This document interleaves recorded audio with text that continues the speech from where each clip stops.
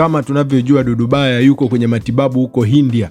Matibabu yamezidi kuendelea, amefanyiwa upasuaji wa mgongo. Dudubaya amewashangaza madaktari waliomfanyia upasuaji huko India. Dudubaya amethibitisha hilo. Nikukumbushe tu, hii ni Best Naso TV. Kama unatufuatilia kupitia Facebook, Instagram au TikTok, usisahau kutufollow, na pia YouTube tunapatikana kwa jina hili la Best Naso TV. Bonyeza linki iliyoko hapo juu kwenye bio yetu, itakupeleka moja kwa moja mpaka YouTube kwa ajili ya matukio zaidi. Huyu hapa Dudubaya akizungumza.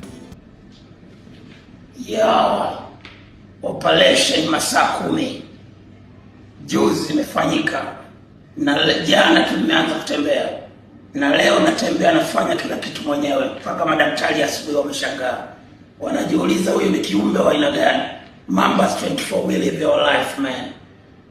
Huduma nzuri, huduma safi. Kwa hiyo Mambas 24 majenzi yote, endeleeni kushangilia ushindi. I'm coming back soon. I'm coming back soon. This is Mambas 24. We live your life, man.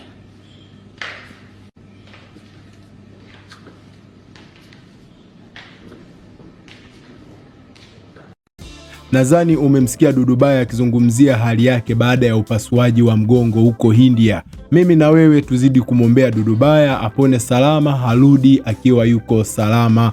Mzee Konki Master, mzee wa madini. Nikukumbushe tu tena, kama unatufuatilia kupitia Instagram, TikTok au Facebook, usisahau kutufollow, na YouTube tunapatikana kwa jina hili la Best Naso TV, au bonyeza linki kwa bio hapo, itakupeleka moja kwa moja mpaka YouTube ili uwe wa kwanza kupata matukio yetu. Ulikuwa na mimi mtangazaji wako King Fenya. Tutaonana kwa mara nyingine. Mimi nasema bye bye.